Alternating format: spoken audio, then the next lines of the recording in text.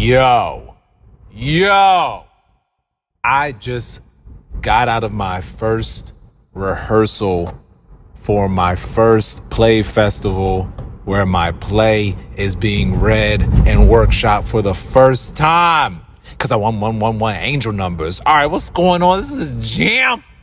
All right, I'm driving right now, so you're going to hear things, sound effects in the back. Foley. But yeah, I just came out of my first rehearsal for the hold up, quick pitch. Look, the Love at First Wright, the first annual Love at First Wright festival going down at Towson University, faculty sponsored by David White.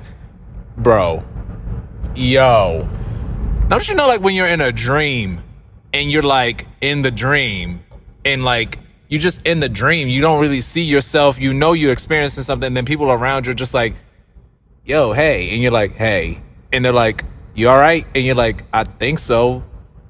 That's how it felt being in the room. All right, like the synchronicities are synchronicitying, because when I was in Pittsburgh at the Kennedy Center American Theater College Festival, KCACTF, I took this workshop that was being held by the Dramatists Guild, specifically Emmanuel Wilson, who is the co-artistic director of the Dramatists Guild. And the name of the workshop was Owning Your Work. So right away, and there was a little blurb or whatever. So me looking at the title of the workshop before attending, I'm just like, owning your work. Yup, I want that. Independent, sovereign, ownership over my work. And the entire workshop was a lot of great information, but mostly how to represent yourself as a playwright or as a dramatist, because now the world premiere is a dramatist. All right, I just learned what that word meant. I'm a dramatist. So really empowering myself there. And then now, and David White is also a part of the Dramatists Guild, learning how to be a playwright in the room. Because when I first started producing my radio dramas and writing my plays and act, I'm just like, look, I'm going to write and I'm going to produce as if my stuff is never going to get picked up or read or workshopped or produced. I'm never going to have the resources to really see this thing through as a full theatrical production. And, not to downplay myself, but to really encourage and motivate myself to write without having access to the bells and whistles and really getting into the nitty gritty of writing to create really good stories. Like that's what I feel differentiates theater from film, where film is about like the resources, the equipment that you have, the politics, where you can just make theater out of nothing and really appreciate the form of storytelling, how you go about telling it. So that was my motivation. But now, and I'm in a completely different mindset perspective where I am being supported by the institution to read and workshop this play. It's like, I gotta sit my ass down. I gotta sit down and really just fall back and say, I'm just the playwright here. And that's not to belittle myself or any other amazing playwrights out there, but how do you just be a playwright? How do you collaborate when you have a director? Bro, I have a director. Shout out to Solomon. Bro, I have a dramaturge. Shout out to Francesco.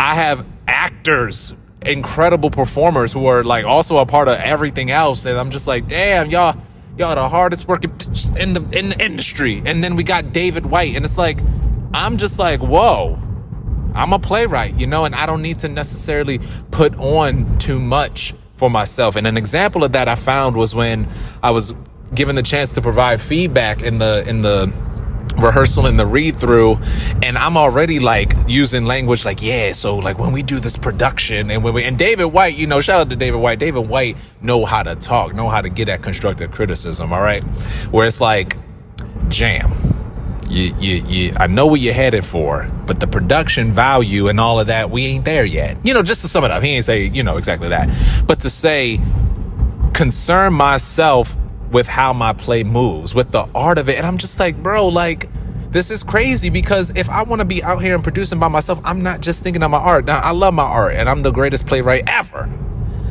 But to also think about, okay, the lighting, the production, I'm thinking about all of these things because I put on all of those hats. But now I'm in a position where I don't need to, I can really, really just think about my art. And as an artist, like say that you know you're a songwriter, but you have to sing your own songs. Or maybe the opposite example. Maybe you're a singer, and now you know you can't find a writing camp if you want other people to write your songs, so you have to write your own songs. Like, imagine just being a singer, for those who just want to be a singer. Imagine just being a painter instead of having to be your own agent and all that, which we love, don't get me wrong, but there's nothing like having a team, and especially a team of folks who this is their passion. They want to do that. And this is a micro example of me experiencing that type of support. And I'm just like, damn, because like 2, 3, 4, 5 years ago, I'm like, man, I got it on my own. I'm gonna get it out the mud. F everyone, everything. I got this. Woo! I sat in that room. I said, damn, it feel good to not have to be the director, to not have to also be the actor, to not. And I can really now focus and shift my perspective now back into the story of The Big House, which is now one of my favorite plays. I mean, I feel like my favorite play, you know, people's favorite art piece always changes. But now, because, you know, it's being workshopped and it's in the forefront of my frontal lobe cortex, this is now my favorite play. And I can really, just hearing the feedback from all the actors, I really wanted to get there, you know, pick their minds, pick their brains, because they had just read the words. And it's like, now let me hear some analysis. Let me hear some critique. And boy, it's like, once you start, you can't get it don't stop, because everyone's giving me feedback and I'm writing everything down, and then my mind just goes like blank. Like I felt like a newborn baby. I'm just like, there's a lot of stimuli. I just don't know what to do with it. I know y'all are talking about my play, but I also don't know what's happening at the same time. I felt like I was in a dream. And I'm just like, y'all are saying like things like my name and the story that I wrote because I was there, but like, I don't know what y'all saying. Where am I, bro? I felt like I was in a dream. So, just know this, y'all. Dreams actually can come motherfucking true if you feel like, you know, there's only one way for you to produce. And, you know, again, I put myself in the position like, I'm gonna just do it all. I'm gonna just Tyler Perry this thing and just do everything. But, bro, I said, bro, and bro,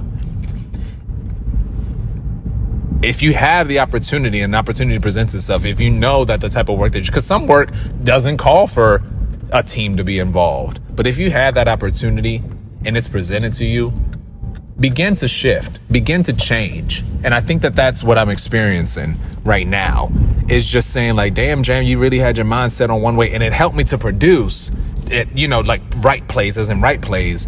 But this thing is theater. This thing is art that we want to share with the world. We want to share with our environment. We want to share with our community. We want to share with others.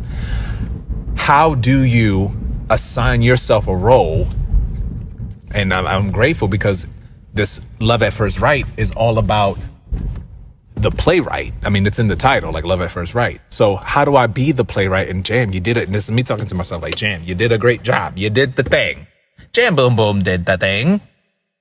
Sit back, honor your work, your words, because that's what theater is. We honoring the playwright. Damn, the playwright, we wouldn't be nowhere without some words in a script. How can I position myself in this way? Say, hey, Jam, you're the playwright. You're the playwright. Sit back, feed off of each other. You don't need to have so much tension. Your blood don't need to boil. You don't need to worry about the final product. Be in that mode of making new discoveries now. And it's completely new to me. And I feel like maybe at this point I'm a toddler, because now I'm learning or I'm hearing myself talk about the experience. So at least I'm, you know, analyzing and critiquing. I'm not a newborn anymore. In a matter of about 9 minutes, I just became a toddler. Now I'm a toddler in this thing. And I'm just like, all right, so I know this is possible. I know what role to play. And it's a great feeling to get that support. So I'm just coming off of that high. The Big House is going down. Let me give some information. So this is Love at First Wright going down at Towson University. The Big House goes up February 23rd. February 23rd. That's Friday. That's the Big House. And there is a slew of other new plays being produced. 1-minute plays, 10-minute plays, one acts, which is the Big House, and then a full length play. So come through. You know it's free. Come through, support the art. You know, we're producing culture. We are cultural producers, all right? From the playwright to the designer to the voice actor, we are producing culture. And this is me just saying that with my chest. Like, we made it. We here. The world premiere is going down the big house. You already know what the mother bucket is. It's jam, boom, boom.